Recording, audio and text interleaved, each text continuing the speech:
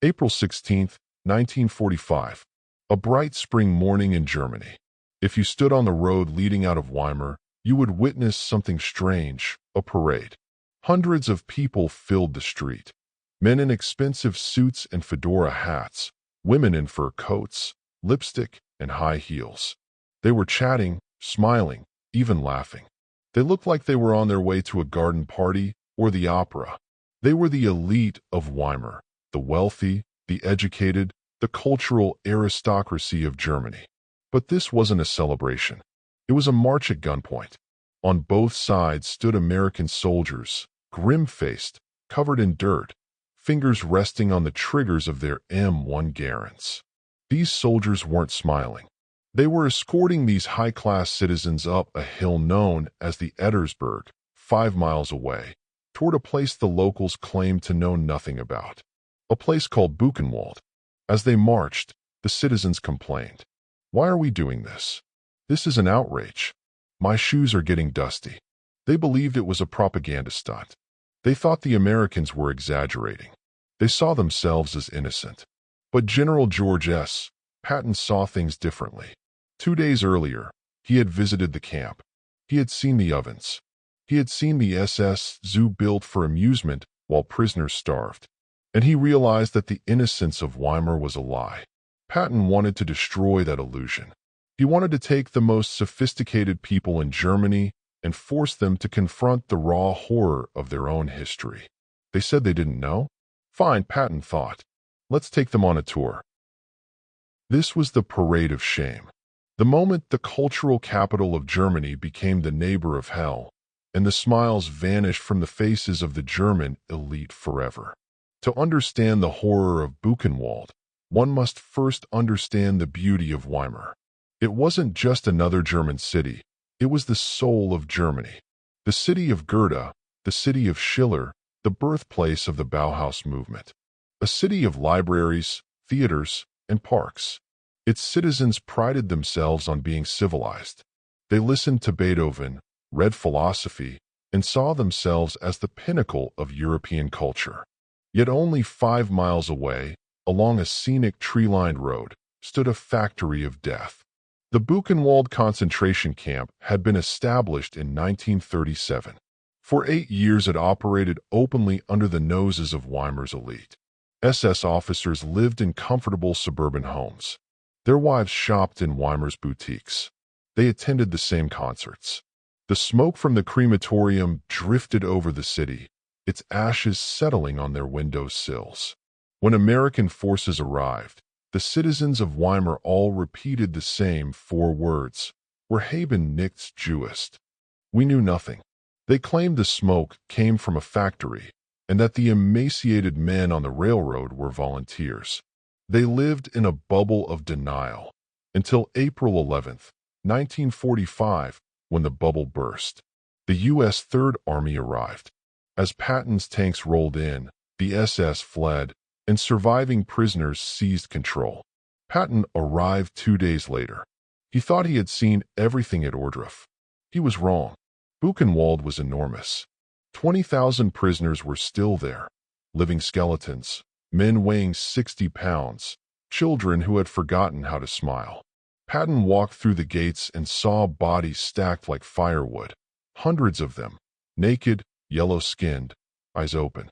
Old Blood and Guts was a tough man, but this sight broke him. He wrote in his diary, "I have never felt so sick in my life. This is not war. This is madness." Looking across nearby fields, he saw German civilians plowing land and hanging laundry, pretending not to notice the stench of death that made American soldiers vomit. Patton asked his commander, "Do the people in that town know about this?" The answer, "They say they don't, General." Patton's face turned red. He struck his boot with his riding crop. "They are lying," he said, "and I am going to prove it." He issued a historic order: round up Weimar's finest. Find the richest people, Patton told his MPs. Find the professors, the lawyers, the businessmen, and the wives of politicians. Bring me 1,000 of them. The MPs went door to door, through mansions and boutiques, telling civilians, "You're going for a walk. Put on your coats. General Patton invites you to visit your neighbors. It was a bizarre sight. A column of 1,000 well-dressed Germans marching up Ettersberg Hill under armed escort. They chatted at first, smiling for cameras, fixing their hair, unaware of what awaited them. But as the wind shifted near the top, the smell reached them. Rancid, oily, the smell of old death. The women stopped smiling. The men went pale. Still, the soldiers pushed them forward. Keep moving. At the gates of Buchenwald, under the iron sign Jedem das Seine, to each his own, the parade entered hell. Behind barbed wire stood thousands of silent prisoners. Their eyes were dead, yet they stared with frightening calm. The first destination, the crematorium courtyard. A trailer piled high with naked, emaciated bodies, limbs entangled, mouths frozen in silent screams. One woman fainted. The MP barked, "Get up. You haven't seen anything yet." Inside the pathology lab, the SS had left their trophies. 2 shrunken heads of Polish prisoners, sections of tattooed human skin. Ilse Koch, the bitch of Buchenwald, had ordered prisoners killed to turn those tattoos into lampshades. Civilians wept openly. Some vomited. Patton made sure they saw everything. A U.S. officer spoke fluent German. "You say you didn't know? These were made here, while you went to the theater, while you drank your coffee." The civilians stood speechless. Their denial had evaporated. Next came the little camp, a quarantine zone where prisoners were left to die of typhus. The smell was unbearable. Even U.S. soldiers wore masks, but the civilians were forbidden from doing so. One former prisoner approached a banker. His voice trembled. "I remember you. I worked at the train station. You saw me. You looked away." The banker collapsed to his knees, crying, "I didn't know. I didn't know." But nobody believed him. When the tour ended, the people of Weimar walked back in silence, their clothes dusty, their faces streaked with tears. Their city of poets would never look the same again. When Eisenhower learned of Patton's forced tour, he didn't reprimand him. He expanded the order. "Send the press," he commanded.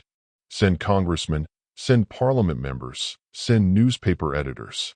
Eisenhower himself visited the camps, writing, "The things I saw beggar description. I made the visit deliberately in order to be in a position to give first-hand evidence." He understood that in the future, people would try to deny the Holocaust. So he ensured that Germans would serve as witnesses against themselves. The effect was immediate. That night in Weimar, the shame was overwhelming. Several citizens who had taken the tour committed suicide. They realized their education, culture, and civilization had failed to prevent barbarism. Patton heard the reports. His response was simple. "Good. Maybe the rest of them will learn." The forced march to Buchenwald remains one of history's most haunting lessons. It asks the same question we still ask today. How much does the average citizen know about the crimes of their government? The people of Weimar weren't the ones pulling the trigger, yet they chose to look away. Patton understood that silence itself is complicity, that closing your eyes does not make you innocent. On that April day in 1945, he forced them to open their eyes. And in doing so, he forced the world to open its eyes too. Those citizens walked up the hill as arrogant aristocrats. They came down as shattered accomplices. The ghosts of Buchenwald followed them home. The excuse, "We didn't know," still echoes today. Do you think the citizens truly didn't know? Or were they lying to protect themselves? Share your thoughts below. And don't miss the next story, how American soldiers took revenge on the SS guards at Dachau. Subscribe so you don't miss it.